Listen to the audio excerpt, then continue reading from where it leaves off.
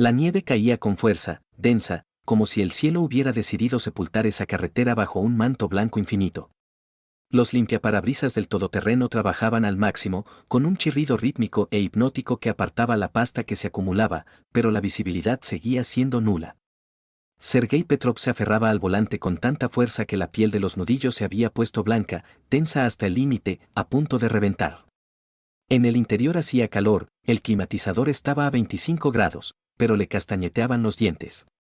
Temblaba por dentro, con un escalofrío molesto, como antes de una enfermedad grave, cuando el organismo ya sabe que el virus está en el cuerpo, pero la conciencia aún intenta aferrarse a la ilusión de estar sano. El navegador del salpicadero brillaba con un punto azul venenoso en la oscuridad de la cabina. Un pequeño punto rojo, el localizador que había escondido bajo el revestimiento del maletero del coche de empresa de ella hacía una semana, estaba parado. Llevaba 3 horas sin moverse. Y las coordenadas de ese punto no tenían nada que ver con la zona industrial del norte de la ciudad donde, según Olga, debía estar haciendo el inventario nocturno del almacén. Sergei conocía ese lugar. El viejo motel El Hogar en el kilómetro 145 de la carretera. Un sitio de mala muerte. Allí paraban los camioneros para dormir un par de horas y las parejitas que no tenían dónde ir en la ciudad. ¿Qué hacía la jefa de logística de una empresa, una mujer con 2 carreras y asco a la suciedad, allí a la 1 de la madrugada? Es solo una casualidad, susurró Sergei en voz alta para oír su propia voz y acallar el ruido en sus oídos. Solo ha parado a tomar un café. O se le ha averiado el coche. Se mentía a sí mismo, y esa mentira le amargaba en la boca como una aspirina caducada. Delante, a través de la cortina de nieve, apareció una mancha amarilla sucia de una única farola. Sergei redujo la velocidad. Los neumáticos crujieron al clavarse en la capa de hielo de la salida. No se acercó a la entrada principal. El instinto, antiguo y oscuro, que había despertado en él esa mañana, le sugirió otra cosa. Apagó el motor a unos 50 metros, metiendo el coche en la sombra profunda de unos abetos cuyas ramas se combaban bajo el peso de los copos de nieve. El silencio se hizo al instante. Un silencio pesado, algodonoso, propio del bosque en invierno, interrumpido solo por el lejano rugido de los camiones que pasaban por allí, en otra vida. Sergei se quedó inmóvil, mirando el motel. El edificio de 2 plantas, revestido de un plástico barato, parecía una muela picada en el cuerpo de la noche. El coche de ella estaba allí. Un sedán blanco con el logotipo de Rutas Siberianas en el lateral, aparcado justo delante de la entrada, cubierto de nieve. Así que el motor estaba frío. Llevaba allí mucho tiempo. Pero no fue eso lo que hizo que el corazón de Sergei diera un vuelco y luego se agitara en su garganta como un pájaro atrapado. Junto al modesto coche de empresa, ocupando 2 plazas de aparcamiento, se extendía con arrogancia un enorme todoterreno negro. Una matrícula conocida. 37. Dmitry Kozlov. El director general. El jefe de Olga. Sergei expiró lentamente. Así que no era el almacén. Así que no era el inventario. Abrió la puerta y salió a la noche. El frío le golpeó la cara de inmediato, le quemó las fosas nasales, se le metió por el cuello de la chaqueta. La nieve era profunda, Sergei se hundió hasta los tobillos, pero no sintió el frío. La adrenalina funcionaba mejor que cualquier bebida alcohólica.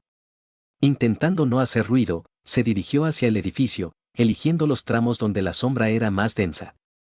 Se sentía como un ladrón, un delincuente, acercándose a hurtadillas a la ventana de otro, aunque en realidad le estaban robando a él. Le estaban robando su vida, su fe, sus 10 años de matrimonio. Las ventanas de la planta baja estaban oscuras. En la segunda planta, en la habitación 701, al final del pasillo, brillaba una luz tenue. Las cortinas estaban echadas, pero entre ellas quedaba una estrecha rendija. Sergei se acercó a la pared de una dependencia, desde donde se veía el balcón del segundo piso. Se quedó quieto, aguzando el oído y la vista. La puerta del balcón chirrió. Sergei se pegó a la fría pared de ladrillo. Olga salió al exterior. Iba sin abrigo. La fina blusa de seda que solo se ponía en ocasiones especiales estaba desabrochada por el botón de arriba, dejando al descubierto su cuello. El viento le despeinaba el pelo, pero parecía no notar el frío. Se abrazó a sí misma, pero no por el frío, sino como si intentara sujetar algo en su interior.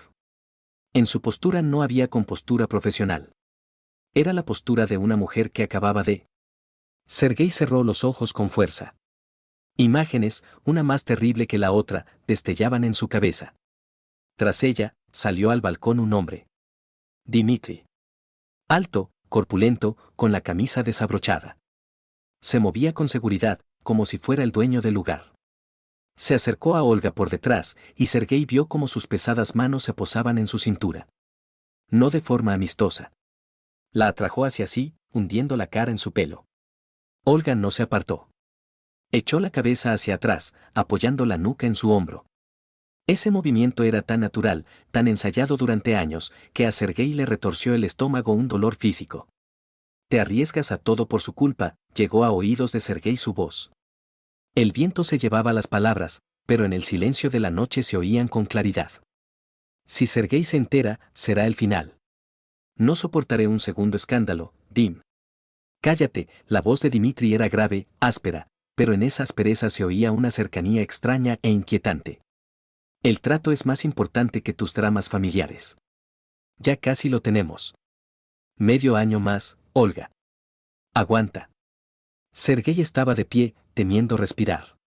¿Un segundo escándalo? ¿De qué hablaba? ¿Cuál había sido el primero? ¿Y qué trato era ese por el que permitía que otro hombre la abrazara así? En ese momento, abajo, en el aparcamiento, algo tintineó. Sergei se estremeció y desvió la mirada. Junto al coche de Dimitri, junto a aquel todoterreno negro, había dos figuras oscuras. A la tenue luz de la farola, Sergei distinguió chaquetas acolchadas y gorros de orejeras. Gente de la zona. Borrachos del pueblo o cazadores que se habían acercado a la luz. Uno de ellos ya había abierto el maletero del todoterreno con una palanqueta, la cerradura no debía de ser muy complicada, o habían desactivado la alarma. Mira qué cuero, susurró uno con voz ronca, sacando de las entrañas del maletero un voluminoso bolso de viaje. Pesa 1 quintal, la jodida. Sergio no tuvo tiempo de pensar. En un estado normal, habría llamado a la policía. O simplemente se habría callado, alegrándose de que estuvieran robando al amante de su mujer. Pero ahora no estaba en un estado normal. Dentro de él rugía un incendio, y necesitaba actuar. Cualquier acción para desahogar su rabia. Y además, una intuición, afilada como una aguja, le punzó. En ese bolso podría estar la respuesta. La respuesta a la pregunta de por qué y para qué. Salió de su escondite de golpe. Una rama crujió bajo sus pies, pero el ruido del viento ocultó el sonido. Sobre la marcha, Sergio cogió de un montón de nieve una botella vacía de champán que algún huésped había tirado.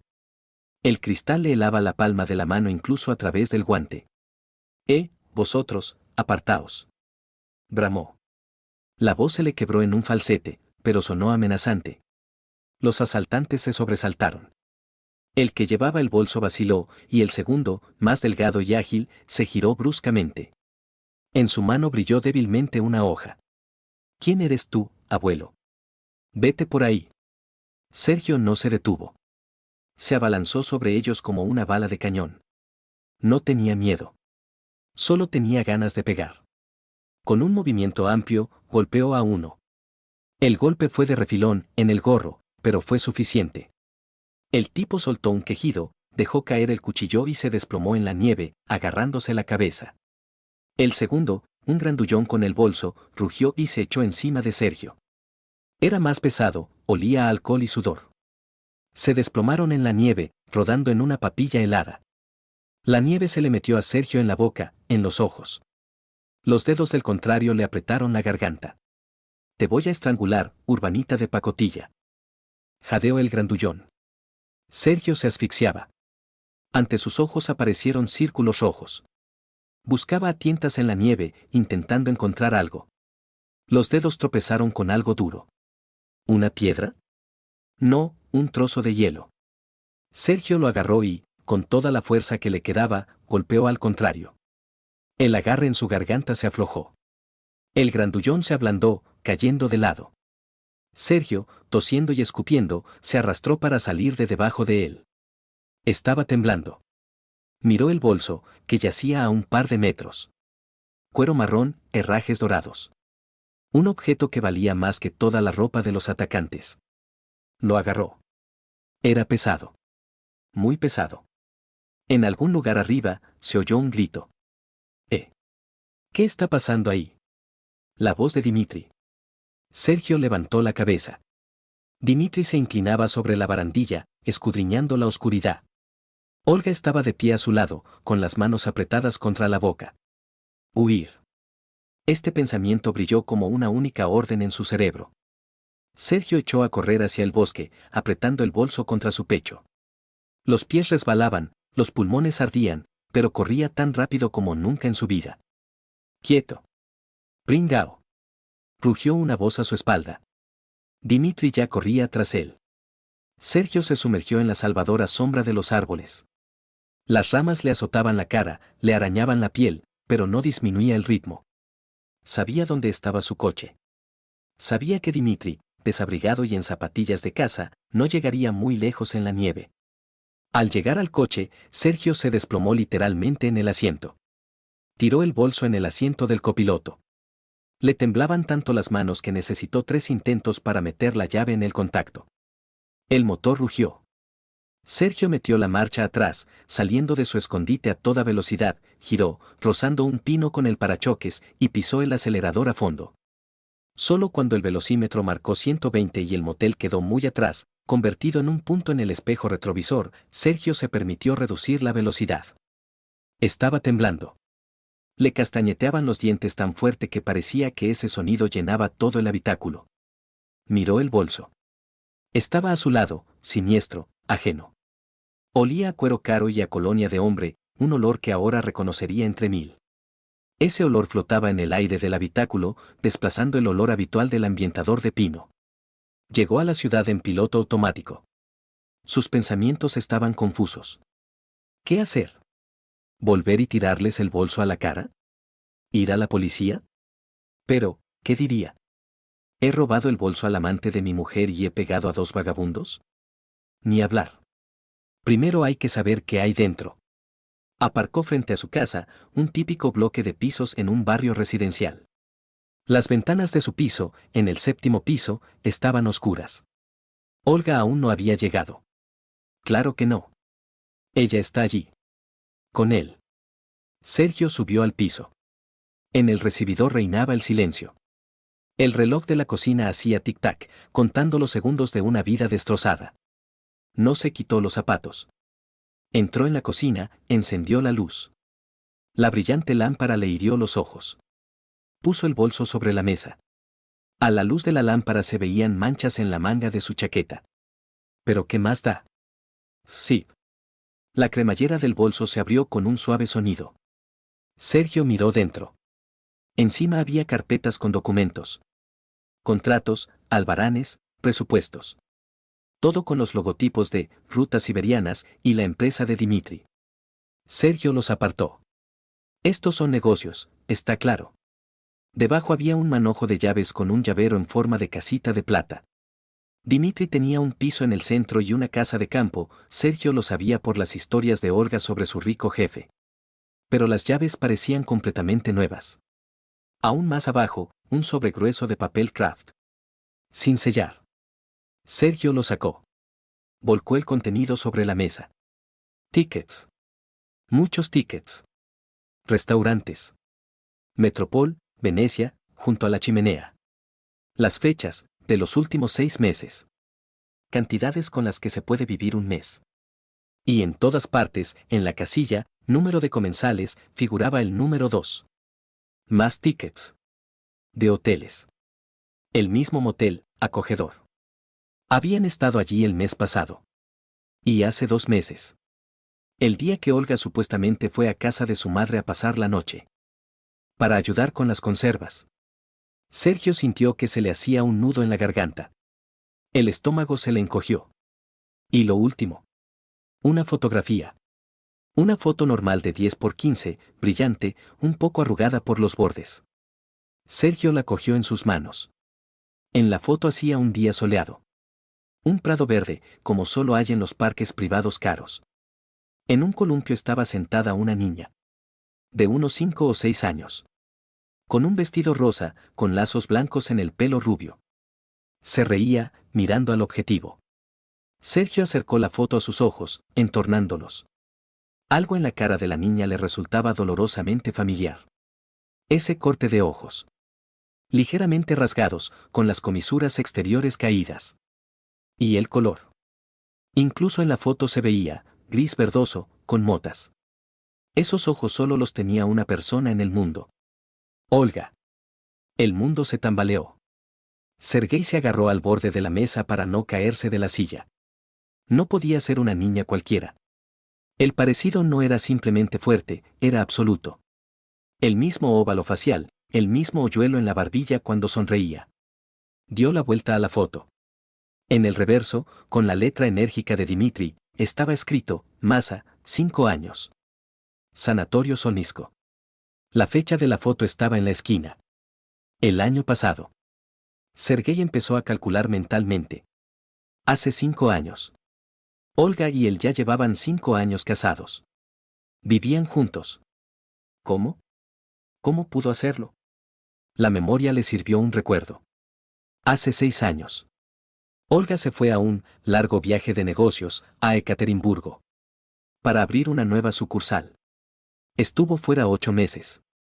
Venía los fines de semana una vez al mes, pero siempre estaba cansada, a menudo se quejaba de no sentirse bien, llevaba jerseys holgados, decía que había engordado por los nervios. Sergei entonces se lo creía. Era idiota, se creía cada una de sus palabras, la compadecía, le enviaba paquetes con vitaminas. Y ella estaba gestando un bebé. ¿Su bebé? No. Si fuera su bebé, ¿por qué ocultarlo? Entonces, es la hija de Dimitri. En el bolsillo del bolso encontró otro papel. Una nota arrugada, escrita con la letra de Olga. Su letra, afilada, fluida, la conocía mejor que la suya propia. Dim, mañana no te olvides del juguete, Masa ha pedido ese oso. Sergei tiró la nota como si le quemara los dedos. Todo encajaba. Una imagen terrible, monstruosa, se componía de fragmentos. Olga no solo se acostaba con su jefe. Tenían una familia. Una segunda familia, secreta. Una niña que crecía en algún internado o jardín de infancia privado, mientras Olga interpretaba el papel de esposa ejemplar en su piso de 2 habitaciones en un barrio residencial. ¿Pero por qué? ¿Por qué esta farsa? Esto no puede ser. ¿Quizá el dinero? ¿Quizá el estatus de mujer casada delante de sus padres? Necesitaba hablar con alguien.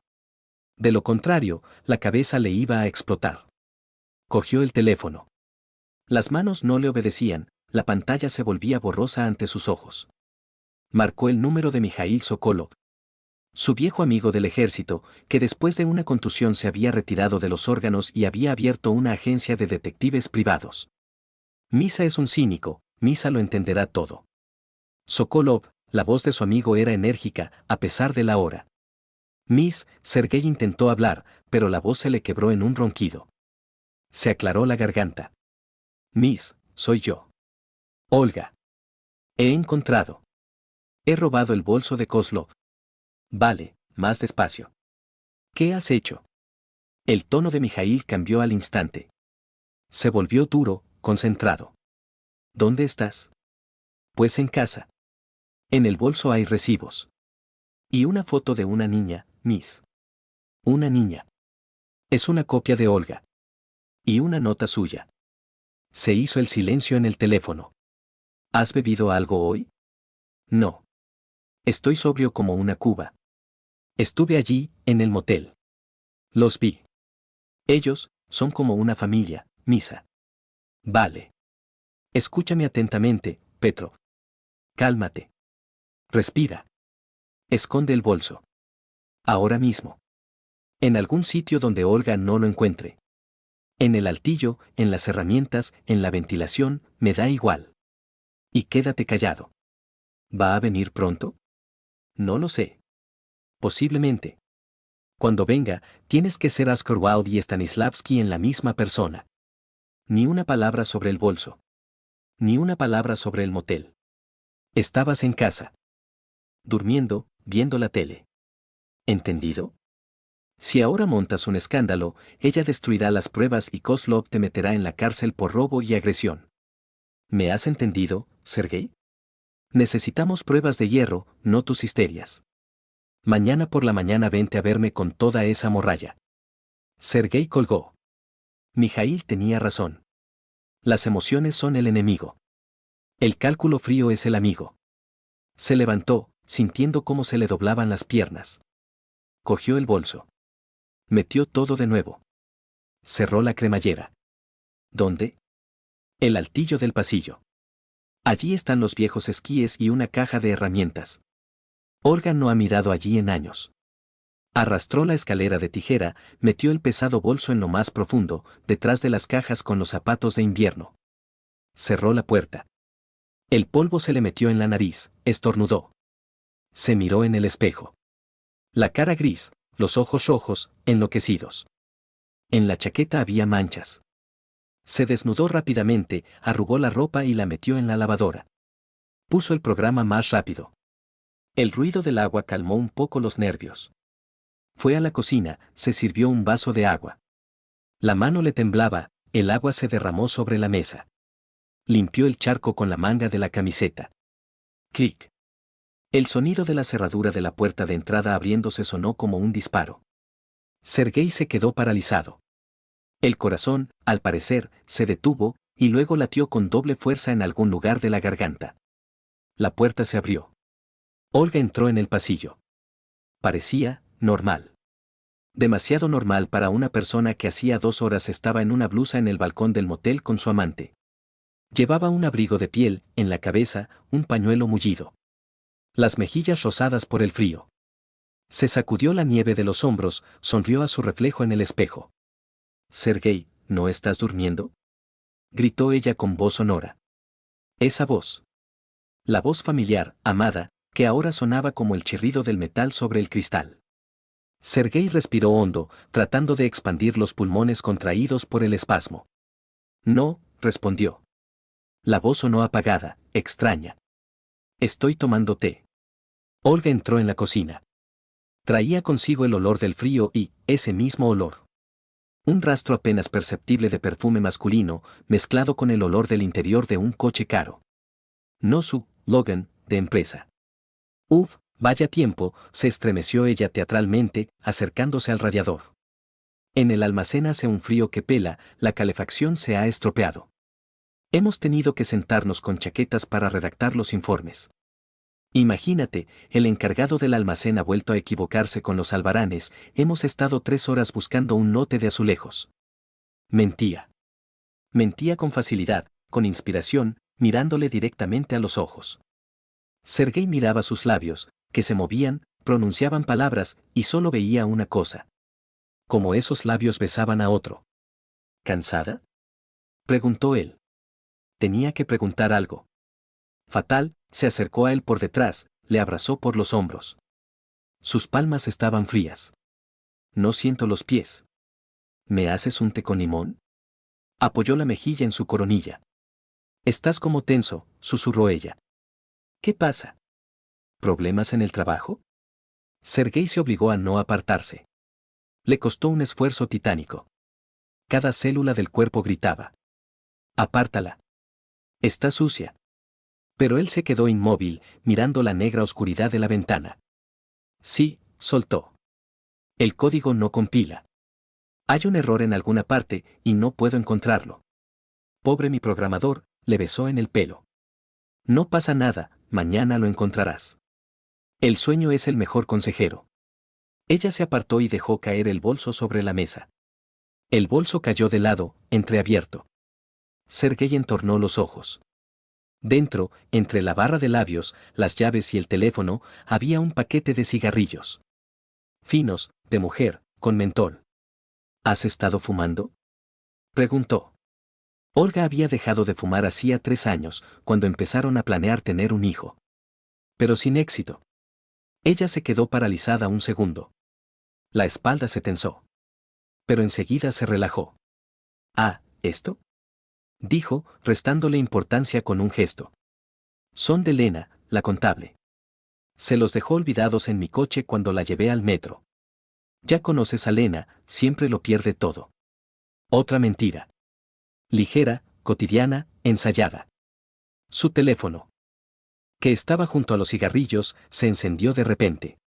La pantalla se iluminó y emitió una breve vibración. Sergei estaba más cerca. Alcanzó a ver el nombre del remitente. Dima. El texto del mensaje estaba oculto por la configuración de privacidad, pero el simple hecho. Olga se abalanzó sobre la mesa más rápido que una cobra. Agarró el teléfono y lo metió en el bolsillo del pantalón de chándal que ya se había puesto. ¿Quién es?, preguntó Sergei. Spam, supongo.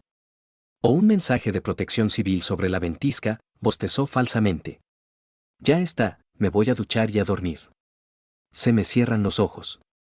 Se fue al baño. Al poco rato se oyó el agua correr. Sergei se quedó sentado en la cocina. Oía el ruido y se imaginaba cómo ella se quitaba de encima los toques de Dima. Cómo se quitaba el olor del motel. Cómo se quitaba las huellas de otra vida. Se miró las manos. Todavía le temblaban. En su cabeza solo rondaba una idea. Masa. 5 años. Sanatorio. Tenía una hija. No suya, sino la hija de su mujer. Una niña de la que no sabía nada. Una niña que tenía sus ojos. ¿Por qué no se lo había dicho? ¿Tenía miedo de que la dejara? Pero él la amaba con locura, habría aceptado a cualquier niño. Entonces, no era eso. Entonces, quería conservar tanto a Dima como a él. Dima, para la pasión, para el dinero, para la vida de verdad. Sergei, para la tapadera, para la vida cotidiana, para el estatus de mujer decente. ¡Qué idiota había sido! Aquella noche no durmió. Se quedó tumbado en el borde de la cama, de espaldas a la pared, escuchando su respiración. Olga se durmió al instante, por lo visto, el inventario realmente la había dejado agotada. Mientras dormía, se sobresaltó varias veces.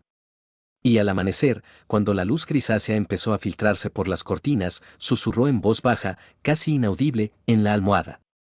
Aquí no. Dima, por favor, con cuidado. Esas palabras golpearon a Sergei con más fuerza que el puño de aquel mendigo en el motel. Se levantó, procurando no hacer rechinar la cama. Se vistió en el pasillo. Cogió el portátil, las llaves del coche. Al trabajo. Tenía que irse de allí antes de hacer alguna tontería. ¿Antes de qué? No. Mijail tiene razón. Cálculo frío. La venganza es un plato que se sirve frío. Y él no quería simplemente vengarse. Quería destruir ese mundo de mentiras que habían construido sobre sus huesos. Salió del piso, cerrando la puerta en silencio tras de sí. Empezaba un nuevo día. El día en que Sergei Petrov, jefe de desarrollo y hombre de familia ejemplar, dejó de existir, y en su lugar apareció un hombre al que no le quedaba nada más que un objetivo. La mañana en la oficina empezó con el zumbido habitual de las máquinas de café y el tecleo de los teclados. Para todos los demás era un martes normal, gris y sin incidentes, pero para Sergei la realidad parecía estar cubierta por una interferencia. El monitor frente a él brillaba con una luz fría y uniforme, las líneas de código que debía haber revisado ayer flotaban ante sus ojos, sin formar construcciones coherentes. Se quedó sentado, mirando fijamente a un punto, y en sus oídos aún resonaba el susurro de Olga. Aquí no. Dima. Sergei, ¿estás vivo? La voz de Nikita, el desarrollador más joven, atravesó la confusión en sus oídos. Tenemos el lanzamiento a la vuelta de la esquina, el jefe de proyecto está que trina. ¿Ha subido los cambios del módulo de seguridad? Sergei giró lentamente la cabeza. El rostro del compañero, joven, terso, despreocupado, le pareció el rostro de un extraterrestre. ¿De qué lanzamiento estaba hablando? ¿Qué módulo de seguridad, cuando toda su seguridad personal, toda la arquitectura de su vida se había derrumbado en una sola noche? Ahora mismo, respondió Sergei. La voz era ajena, ronca. Necesito salir. A tomar el aire. Se levantó, sin importarle cómo pudiera parecer desde fuera. Pasó junto a las mamparas de cristal de las salas de reuniones, donde personas con caras inteligentes dibujaban gráficos en las pizarras, discutiendo el aumento de los beneficios.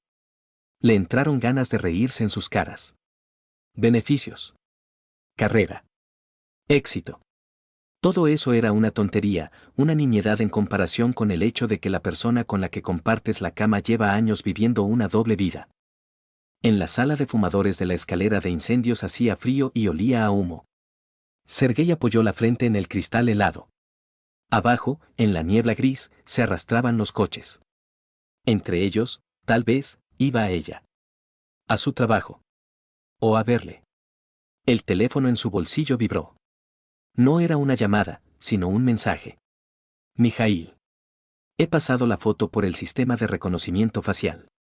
Hay una coincidencia. Y no te va a gustar. Ven. Ya sabes la dirección, el código del portero es el mismo. Te espero en 1 hora. Sergei releyó el mensaje 2 veces. No te va a gustar. Como si pudiera haber algo que le gustara ahora mismo. Volvió a la oficina, cogió la mochila en silencio y metió el portátil. Petrov, ¿a dónde vas? Tenemos una reunión en 10 minutos. Le gritó el jefe de equipo a la espalda. Al médico, respondió Sergei, sin volverse. Dolor de muelas. Agudo. Era casi verdad. El dolor era tan agudo que daban ganas de subirse por las paredes. El piso de Mijail estaba en un edificio antiguo, con techos altos y un ascensor chirriante que olía a humedad y orina de gato. Era su guarida, su fortaleza. Mijail, un antiguo agente con una mirada dura y una cicatriz en la barbilla, recibió a Sergei en la puerta. Llevaba una camiseta vieja y un chándal, pero sus ojos eran claros, penetrantes. Pasa. No te quites los zapatos, aquí ya hay suficiente desorden. En la habitación, llena de monitores y estanterías con carpetas, estaba sentada Anna. La hacker con la que Mijail trabajaba en equipo desde hacía unos 3 años. Tenía el pelo corto, teñido de morado, y un piercing en la ceja. No saludó, solo asintió con la cabeza, sin apartar la vista de la pantalla de la tableta. Siéntate, dijo Mijail, empujando una silla con el pie. Sobre la mesa, entre tazas de café a medio beber y ceniceros, había unas copias. Las mismas fotos que Sergei le había enviado por la noche, solo que ahora ampliadas y nítidas. Escucha, Serioga. Deja las emociones a un lado. Solo quiero hechos. Mijail cogió un rotulador y rodeó la cara de la niña en la foto. El programa de reconocimiento facial ha dado un 98% de coincidencia. No es solo una niña parecida. Es María Dmitrievna Petrova. Pero no es una homónima tuya. Según los documentos en la base de datos cerrada del registro civil, a la que Anya, digamos, ha tenido acceso, su madre es Olga Viktorovna Petrova. Tu mujer. El padre no figura en el certificado. Un guión. Pero, Mijail hizo una pausa, mirando a Sergei directamente a los ojos. Hay algo más. Hemos encontrado un historial médico de la clínica privada Génesis. Allí fue donde Olga fue atendida durante el embarazo. Las facturas de la atención durante el embarazo las pagó, ¿adivina quién? Kozlov, suspiró Sergei. Bingo. Desde la cuenta de su empresa offshore. Pero eso no es todo. En la casilla de persona de contacto en caso de emergencia, figura el mismo. Dmitry Yurievich Kozlov. Estado. Padre de la niña. Sergei cerró los ojos. En la oscuridad bajo sus párpados, surgieron recuerdos. Olga regresó de aquel viaje de negocios. Estaba un poco más gorda de lo normal, pero rápidamente recuperó la forma. Decía que era un desequilibrio hormonal por el estrés. Él le llevaba té a la cama, la consolaba, le decía que la amaba tal como era. Y ella, se estaba recuperando del parto. ¿Dónde está la niña ahora? Preguntó en voz baja. En un internado privado llamado Los Claros del Bosque, cerca de Svenigorod. Un establecimiento de élite. Terreno cerrado, seguridad, inglés desde los 3 años, equitación. Esta broma cuesta 150.000 al mes. Olga no gana tanto, ni siquiera con sus bonificaciones. Ana giró la tableta hacia Sergei. Mira esto. Es una grabación de un dron. Lo lancé esta mañana sobre el centro de recreo Pinar. El mismo al que supuestamente fue a la conferencia. En la pantalla había una imagen estabilizada de alta calidad. La cámara sobrevolaba los tejados nevados de las casas de campo, descendiendo hacia una de ellas, situada en las afueras, junto al bosque. Había gente en la terraza. 2 personas. Olga estaba sentada en una silla de mimbre, envuelta en una manta. Dmitri estaba de pie a su lado. Estaba diciendo algo. Gesticulando con una mano con una copa. Olga se reía. No era la risa educada de una subordinada escuchando el chiste de su jefe. Echó la cabeza hacia atrás, dejando al descubierto su cuello, y Sergei casi podía oír esa risa, profunda, sincera, la misma que tanto amaba y que hacía tiempo que no oía en casa. Amplía, pidió Mijaíl. Ana hizo un gesto con los dedos en la pantalla. La imagen se acercó. Olga llevaba un jersey blanco, de punto grueso, con cuello alto. Caro.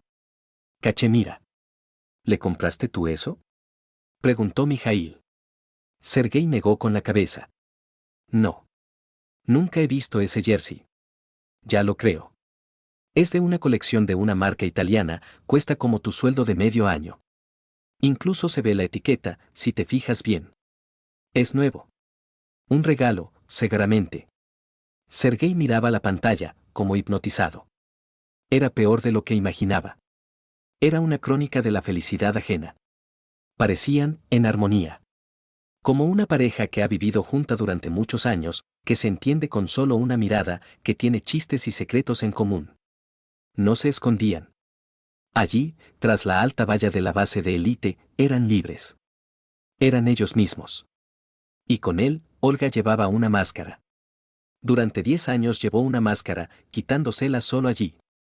¿Qué debo hacer?, preguntó Sergei.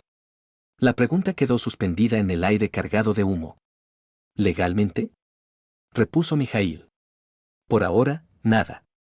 Tenemos un video, pero no es necesario para un juicio de divorcio, a menos que quieras demostrar que ella estaba gastando el presupuesto familiar en otra persona o que el niño no es tuyo. Aunque con el niño es más fácil, de todas formas, no es tuyo. Pero ahora lo principal es no asustarla. De repente, el teléfono de Sergei sobre la mesa sonó. En la pantalla apareció la foto de Olga y la leyenda, mi amor. Los tres en la habitación se quedaron helados. Contesta, ordenó Mijaíl en un susurro. Manos libres. Actúa con naturalidad. Sergei pulsó el botón, con los dedos húmedos. Sí, Hola, cariño. Su voz salía del altavoz, clara, sonora, llena de cariño. Ya he llegado a la habitación. Aquí es genial, el aire es maravilloso. Ahora habrá una conferencia sobre logística y luego un banquete. ¿Qué tal tú? ¿Has comido? Sergei apretó el puño con tanta fuerza que las uñas se clavaron en su palma.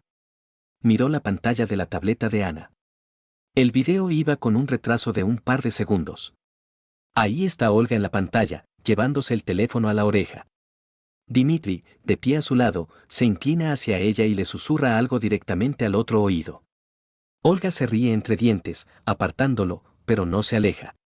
He comido, respondió Sergei. ¿Estás bien? Tienes una voz muy alegre. Sí, estoy de muy buen humor. Mis compañeros te mandan saludos. Oh, espera un segundo. En el fondo se oyó un sonido nítido. El característico chasquido de un encendedor Zippo caro. Chasquido clink. Y una voz masculina baja y suave, que decía con una sonrisa. Dile que la conexión es mala. Y ven conmigo. Olga, al parecer, se tapó el micrófono con la mano, pero no lo suficiente. Ya está, cariño, tengo que irme corriendo, balbuceó al teléfono. Aquí la conexión se corta, hay bosque por todas partes. Te llamaré por la noche antes de acostarme. Un beso. Pitidos. Sergei dejó lentamente el teléfono sobre la mesa. En la habitación se hizo el silencio, interrumpido solo por el zumbido del ventilador. Dile que la conexión es mala, repitió con voz muerta. Él lo sabe. Él sabe de mí. Él sabe que estoy llamando. Y se ríe. Para él, soy solo una interferencia en la línea. Se cree el amo de la vida, escupió Mijaíl. Kozlov está acostumbrado a tomar todo lo que quiere. Sergei se levantó.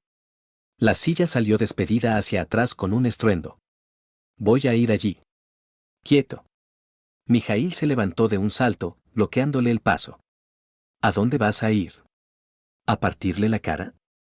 La seguridad te detendrá en la entrada, llamarán a la policía, te acusarán de vandalismo. Lo arruinarás todo. Tengo que mirarla a los ojos cuando esté allí, con él. No puedo quedarme aquí sentado viendo esta maldita película. Vale, Vale, dijo Mijaíl, levantando las manos en señal de rendición. Ve. Pero prométeme una cosa. No te vas a pelear.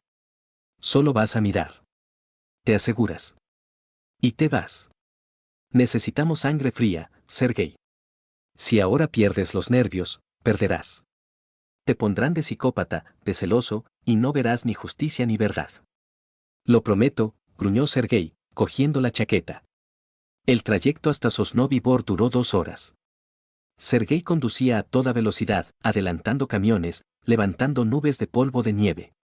La ira que le consumía en la oficina se había calmado, dando paso a una claridad helada, cristalina. No iba a montar una bronca. Iba a un funeral. El funeral de su amor, de su familia, de su vida pasada. Dejó el coche a 1 kilómetro de la base, desviándose por un camino rural cubierto de nieve. Siguió a pie. El bosque era invernal, de cuento, indiferente. Enormes abetos permanecían inmóviles, como guardianes. La nieve crujía bajo sus botas. Sergei caminaba, hundiéndose hasta la rodilla, pero no sentía cansancio. Conocía el plano de la zona, Ana le había enviado un mapa al móvil. La cabaña de Dimitri estaba apartada, junto a la valla. La valla era puramente simbólica, una red para que los jabalíes no entraran en la zona. Sergei llegó a la valla cuando el crepúsculo empezaba a espesarse, tiñendo la nieve de azul. Saltó la red, rasgando la manga de la chaqueta con un alambre oxidado. No sintió dolor. Se movió sigilosamente entre los árboles hasta que vio la casa. Una cabaña de 2 plantas hecha de madera clara. Enormes ventanales panorámicos brillaban con una luz cálida, ámbar.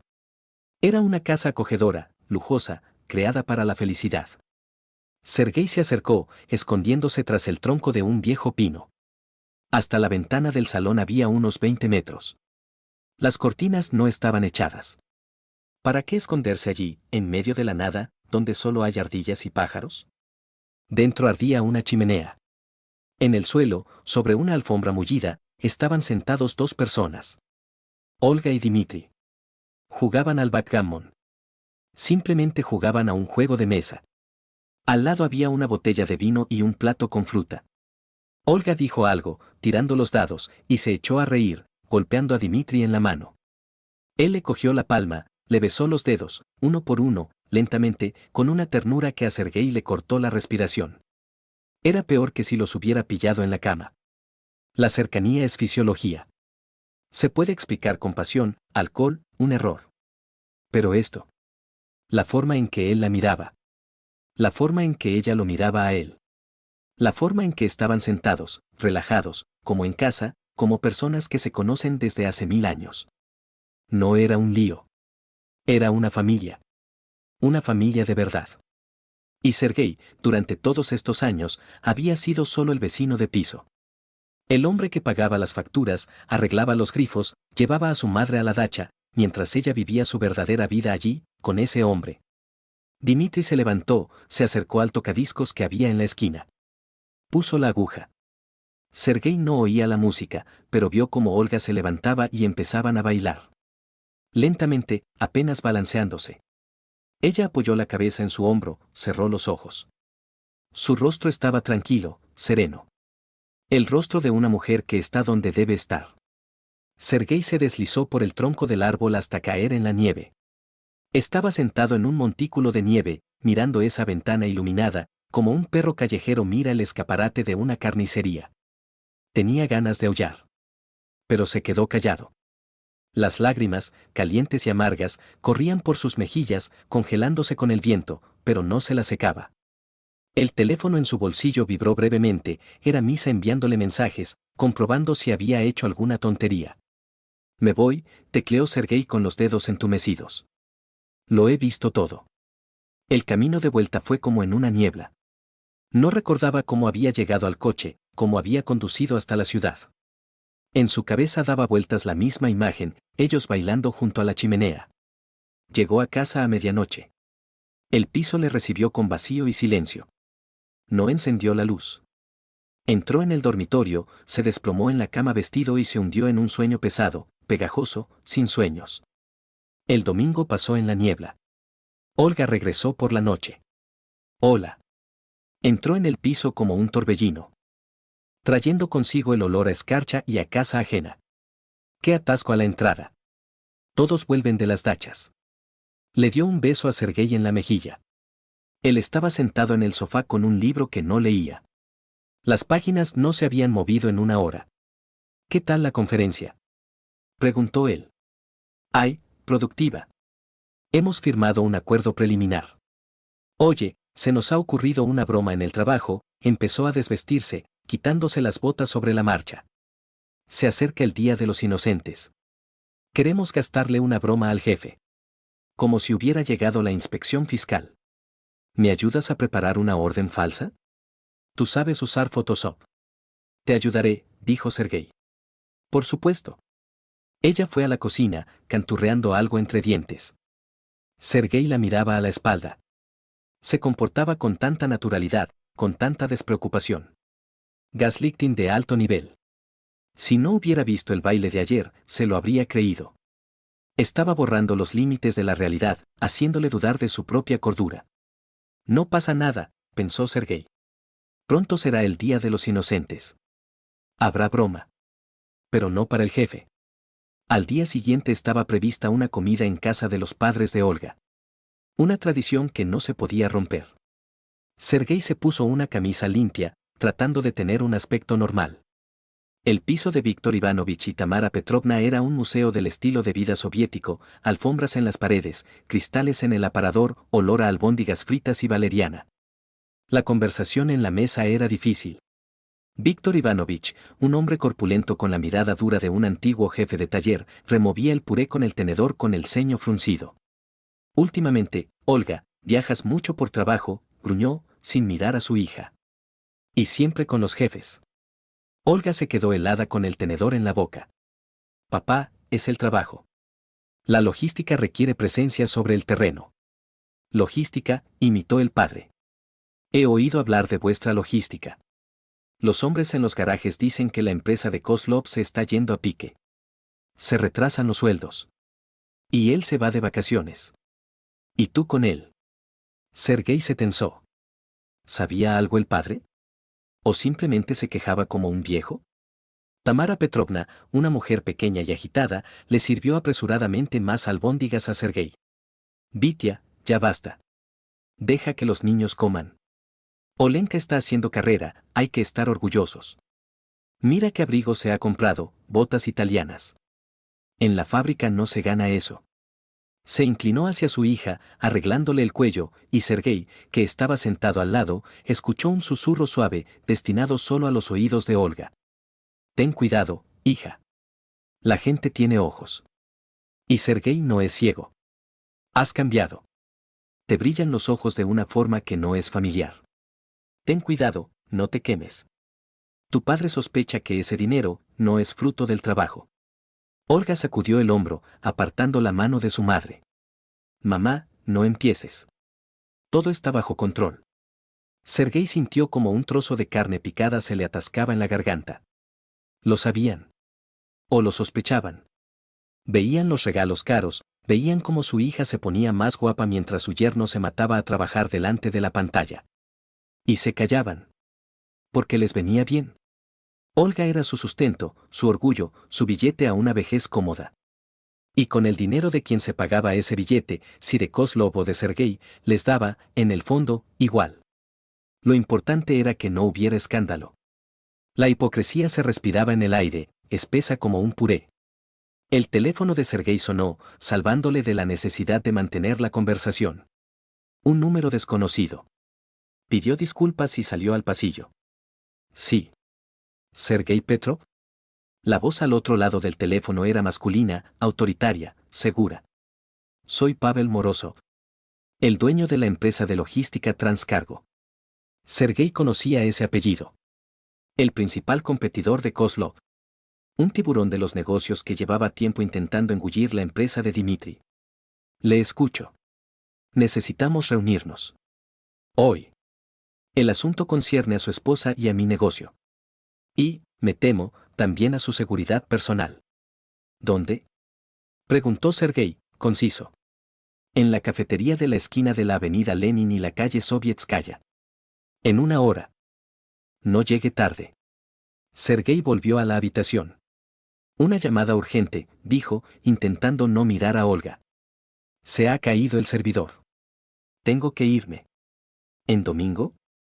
Se extrañó su suegra. Internet no entiende de fines de semana, dijo Sergei con una sonrisa forzada. Salió del portal y respiró hondo el aire frío y sucio de la calle. La telaraña de mentiras que envolvía su vida empezaba a romperse. Y ahora iba a tirar del hilo más grueso. Pavel Morozov esperaba en el rincón más alejado de la cafetería, donde la penumbra ocultaba los rostros y el ruido de la máquina de café ahogaba las conversaciones. Era un hombre función. Traje gris, ojos grises, ni una sola emoción superflua en el rostro. Delante de él había una taza de expreso y un vaso de agua. Cuando Sergei se acercó, Morozov ni siquiera se levantó, solo señaló con la mirada la silla de enfrente. No me andaré con rodeos, Sergei, empezó, en cuanto el camarero tomó nota del pedido. Su esposa es una especialista con talento. Pero ahora es cómplice de un desfalco a gran escala. Sergei sintió cómo se le enfriaban las puntas de los dedos. ¿De qué habla? Kozlov está sacando activos. La empresa se hunde, él lo sabe. Está transfiriendo dinero a cuentas en el extranjero para luego declararse en bancarrota. Pero no es idiota, no firma los documentos él mismo. Morozov sacó una hoja de papel de una carpeta y la puso sobre la mesa. Era una copia de un albarán de entrega de un equipo que no existía. Abajo había una firma garabateada, dolorosamente familiar. O.V. Petrova. Ella lo firma todo, dijo Morozov en voz baja. Licitaciones fraudulentas, actas de recepción ficticias. Kozlov la convenció de que era una optimización de impuestos o una medida temporal. Pero cuando lleguen los auditores, y llegarán la semana que viene, yo me he encargado de ello, se sentará en el banquillo quien haya firmado los documentos. Kozlov saldrá indemne, tiene buenos abogados y estatus de testigo. Y Olga irá a la cárcel. Sergei miró la firma de su esposa. El bucle al final de la letra A era el mismo que en las tarjetas que le regalaba por su cumpleaños. ¿Por qué me cuenta esto?, preguntó. Porque no me interesa su libertad. Necesito destruir a Kozlov. Si Olga declara ahora contra él, si me entrega los originales de la contabilidad en negro, puedo garantizarle una pena suspendida o incluso el estatus de testigo. Pero solo una persona cercana puede detenerla. Usted. No soy una persona cercana para ella, Sergei apartó la hoja. Hace 2 días que no lo soy. Morozov le miró atentamente. En su mirada brilló algo parecido a la comprensión. Entonces tiene una opción. Salvarla de la cárcel, pero destruir sus ilusiones. O dejar que se hunda con él. En cualquier caso, este castillo de naipes se derrumbará el sábado. Kozlov celebra el aniversario de la empresa, planea anunciar la fusión con una empresa fantasma. Será el final. Al salir de la cafetería, Sergei se quedó parado en medio de la calle durante un buen rato. 2 sentimientos luchaban en su interior. Regodeo y lástima. Ella le había traicionado, había pisoteado su matrimonio. Pero la cárcel. Era demasiado incluso para la venganza. Sin embargo, Olga había elegido ese camino. Había elegido ser el escudo de un hombre que la está utilizando. Sacó el teléfono. Misa, necesito la dirección de la mujer de Kozlov. Irina. ¿Está seguro? La voz de su amigo sonaba cautelosa. Es un juego peligroso. Dame la dirección.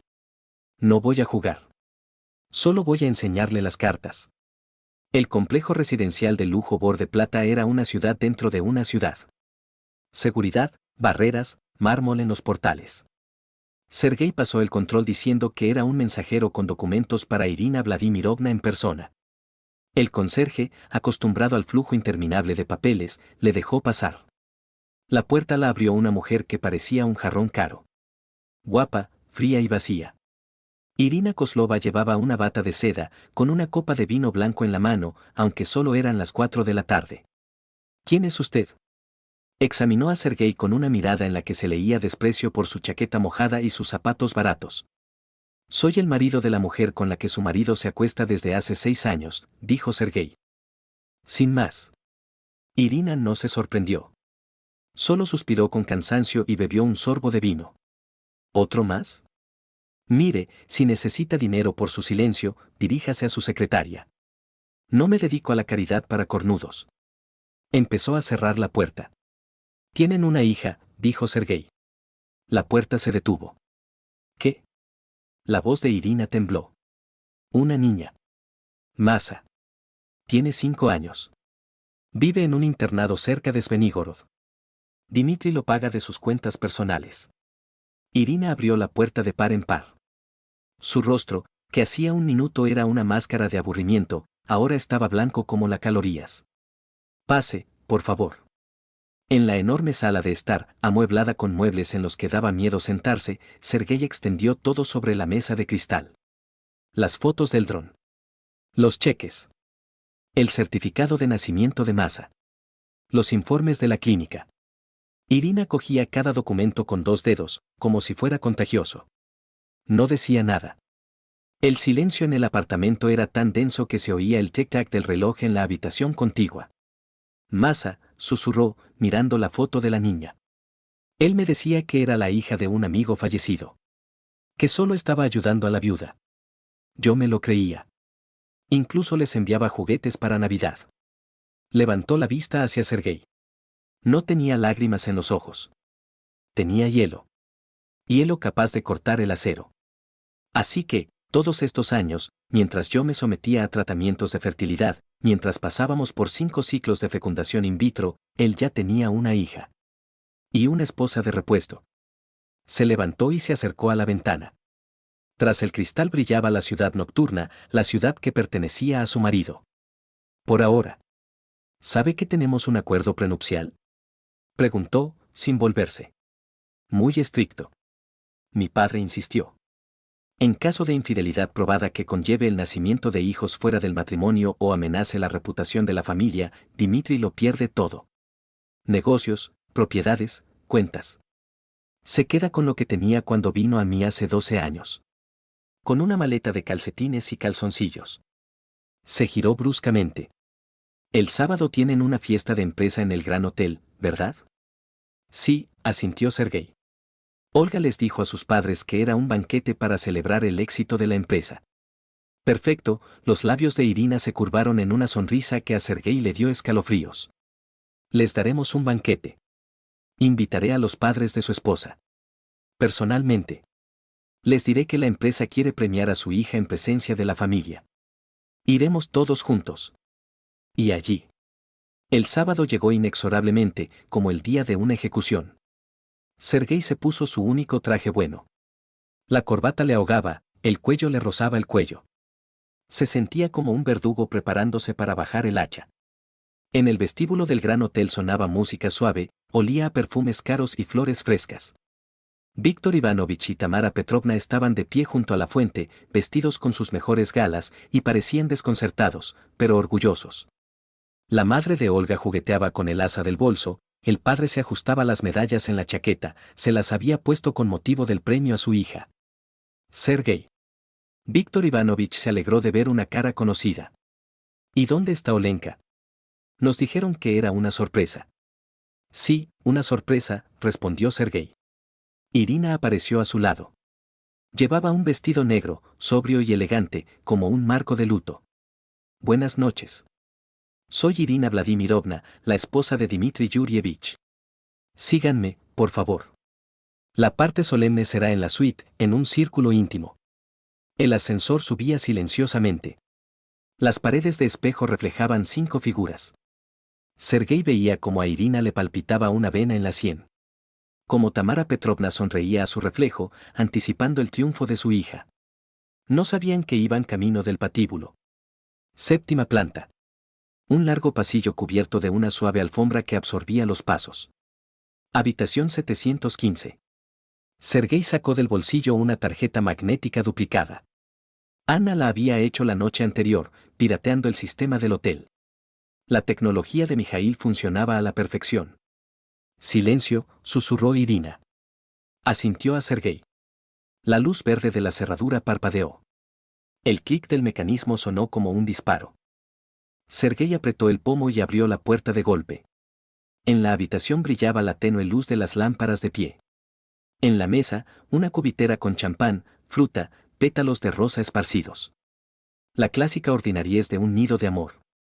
En la ancha cama, bajo las sábanas revueltas, había movimiento. Dimitri se incorporó sobre un codo, entornando los ojos por la luz del pasillo. Olga giró la cabeza. Tenía el pelo revuelto, en el hombro una marca roja de un beso. ¿Qué? Empezó Dimitri, pero las palabras se le atascaron en la garganta. Un segundo de silencio se extendió hasta la eternidad. Víctor Ivanovich, a la espalda de Sergei, emitió un sonido extraño, parecido a un gemido ahogado. Tamara Petrovna jadeó y se tapó la boca con las manos. «¿Papá?», suspiró Olga. Su voz se convirtió en un chillido. Se echó la manta encima convulsivamente, intentando cubrirse, pero era demasiado tarde. Sergei entró en la habitación. No sentía ira. Solo repugnancia. Se acercó a la cama y vació los papeles de la carpeta. El certificado de nacimiento de Masa, las fotos de la pensión, los cheques, los informes de la clínica, todo ello cayó sobre los amantes como nieve blanca. «Tu hija, Vitia», dijo Sergei, llamando por primera vez a su suegro por su nombre. 6 años ocultándote a tu nieta. Porque tenía miedo de que no aprobase su relación con un jefe casado. Masa. Se llama Masa. Está creciendo en un internado mientras su madre hace de esposa ejemplar conmigo. Víctor Ivanovich dio un paso adelante. Su cara se congestionó, las venas del cuello se hincharon. Ya no era un anciano jubilado, era un obrero de fábrica cuya honra había sido pisoteada. Tú, carraspeó, mirando a su hija. Eres una cualquiera. Papá, no. No es así. Gritó Olga. Dimitri intentó levantarse, enredado en la sábana. Víctor Ivanovich, hablemos como hombres. No tuvo tiempo de terminar. Víctor se balanceó y golpeó. El pesado puño de obrero se estrelló contra la cara del empresario. Dimitri salió despedido hacia el cabecero. Vitia, no. Es la cárcel. Gritó Tamara Petrovna, aferrándose a su marido. Irina estaba de pie en la puerta, sin moverse. En su rostro se dibujaba una leve y terrible sonrisa. Sacó su teléfono e hizo varias fotos. Una foto preciosa para el proceso de divorcio, dijo con tono helado. Dimitri, estás despedido. De la familia, de los negocios, de la vida. Mañana mis abogados bloquearán tus cuentas. Y, por cierto, esa casita donde escondías a tu segunda familia está a nombre de la empresa. Mañana irán a hacer un inventario de los bienes. Sergei se acercó a Olga. Estaba sentada en el borde de la cama, temblorosa, miserable, abrazando la sábana contra su pecho. Sergei, gimió. Por favor, haz algo. Él la agarró de la mano. Con fuerza. La levantó de un tirón. Vístete. ¿A dónde? Fuera de aquí. Solo tengo el vestido aquí. Me da igual. Te irás como estás. Le arrojó su vestido de noche, que estaba tirado en un sillón. Ella, sollozando, empezó a ponérselo, enredándose con los tirantes. Más rápido. Bramó Sergei. La empujó al pasillo y arrastró a Olga hasta el ascensor, ignorando sus súplicas. Abajo, en el vestíbulo, los guardias de seguridad hicieron ademán de acercarse, pero al ver la cara de Sergei y la procesión que le seguía, se echaron atrás. La sacó a la calle. Caía aguanieve. El viento le azotó la cara. Olga estaba de pie en la acera con un simple vestido, abrazándose a sí misma. Sergei, no tengo a dónde ir. Gritaba ella por encima del viento. Mamá. Papá. Los padres salieron detrás. Tamara Petrovna se abalanzó sobre su hija para ponerle un abrigo, pero Víctor sujetó a su mujer por el brazo. Con mano de hierro. No tenemos ninguna hija, dijo él con voz apagada. Teníamos una hija. Honrada. Pero esto, no sé quién es. Vámonos, Tamara. Se subieron a un taxi. El coche arrancó. Sergei se quedó de pie frente a Olga. He cambiado las cerraduras del piso, dijo con calma. Tus cosas están en bolsas en la portería. Las recoges mañana. Si intentas entrar, llamaré a la policía. Eres un monstruo, siseó ella, castañeteando los dientes. Me has destrozado la vida. No, Olga. El monstruo eres tú. Y tu vida te la has destrozado tú solita. E incluso ahora has tomado la decisión equivocada. Luego se dio la vuelta y se dirigió a su coche. No sentía ningún triunfo. Solo un cansancio infinito y resonante. Durante las 2 semanas siguientes, la ciudad se vio sacudida por las consecuencias. Pavel Morozov cumplió su palabra. En cuanto el escándalo salió a la luz, los auditores y la unidad de lucha contra la delincuencia económica irrumpieron en la oficina de rutas siberianas. Irina Kozlova, actuando con la furia de una depredadora herida, entregó a la investigación todos los documentos. Dmitri, que estaba en una clínica privada tras una operación de tabique nasal, el golpe de su suegro había sido grave, descubrió que estaba en la ruina. Todos los bienes, transferidos a su mujer mediante un acuerdo prenupcial, se habían esfumado. Las cuentas estaban bloqueadas. Olga se encontró en el epicentro del huracán. La despidieron de un día para otro, con una carta de despido infame. Morozov se aseguró de que su nombre figurara en las listas negras de todas las agencias de colocación de la región. Se abrió una causa penal contra ella por fraude, pero gracias al testimonio de Irina y a la cooperación con la investigación, a la que los abogados obligaron a Olga, se enfrentaba a una pena de prisión condicional. Pero su reputación estaba destruida. Vivía en casa de una amiga lejana, durmiendo en un catre plegable. Sus padres nunca le abrieron la puerta. Para Víctor Ivanovich, la mentira sobre la nieta fue un golpe del que no se recuperó, sufrió un microinfarto. Tamara Petrovna iba y venía entre el hospital y la casa, prohibiéndose pensar en su hija. ¿Y Sergei? Sergei estaba ocupado enterrando su pasado. El divorcio fue rápido y técnico. La jueza, una mujer cansada con un moño en la cabeza, ni siquiera levantó la vista. ¿No hay reclamaciones de bienes? ¿No hay hijos? Libres. Pasó un mes. La nieve se había derretido por completo, dejando al descubierto la tierra negra, que ya empezaba a cubrirse de la primera y tímida vegetación. Sergei volvía a casa del supermercado. En la bolsa, kéfir, pan, manzanas. Un sencillo kit de soltero. La vida volvía a la normalidad. Había encontrado un nuevo trabajo a distancia, había empezado a correr por las mañanas. El vacío interior, que antes causaba dolor físico, se había cubierto con una fina costra de cicatriz. Una mujer estaba de pie en la entrada de su nuevo edificio. Sergei aminoró el paso. Era Olga. Estaba muy desmejorada. Tenía ojeras, un plumífero barato le quedaba como un saco. Estaba fumando, dando nerviosas caladas a un cigarrillo fino. Al verle, tiró la colilla a la papelera. Hola, su voz era ronca, resfriada. Hola, Sergei se detuvo a un par de metros. ¿Cómo me has encontrado? Anya me dio la dirección. ¿Pero por qué estás aquí? Olga se estremeció. Necesito dinero, Sergei. Un poco.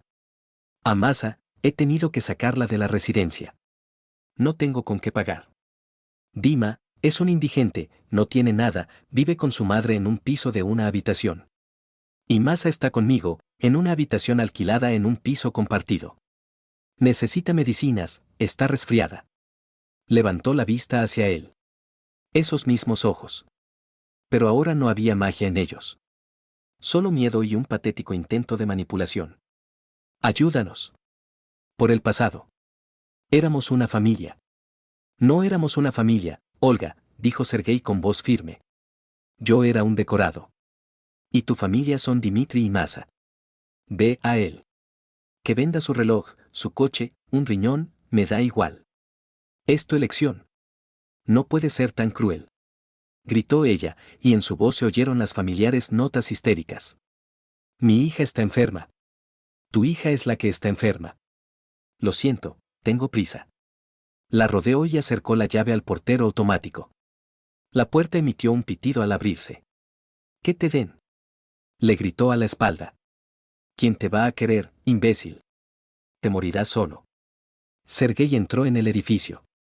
La puerta con cierre automático se cerró suavemente, cortando los gritos, el ruido de la calle y el frío viento primaveral. Llamó al ascensor. Mientras la cabina bajaba, se miró en el espejo. Allí había un hombre cansado con una bolsa de kéfir. Pero en sus ojos ya no había pánico. Había paz. Por la noche estaba sentado en una cafetería con Anya. ¿Ha venido? Preguntó Anya, removiendo su café con leche. Sí. Lo siento, No debería haberle dado la dirección. Pero estaba llorando tanto por teléfono. Está bien, Anya. Era necesario. Para poner el punto final. ¿Y qué? ¿Lo has puesto? Sergei miró por la ventana. La ciudad tras el cristal seguía su vida. Los coches circulaban, los semáforos parpadeaban, la gente se apresuraba a volver a casa. En algún lugar de allí, en ese hormiguero, Olga intentaba recomponer los pedazos de lo que ella misma había roto. En algún lugar de allí, Víctor Ivanovich aprendía a vivir sin su hija. En algún lugar de allí, Irina contaba el dinero que le había arrebatado a su marido infiel. Y aquí olía a café y canela. Lo he puesto, respondió Sergei.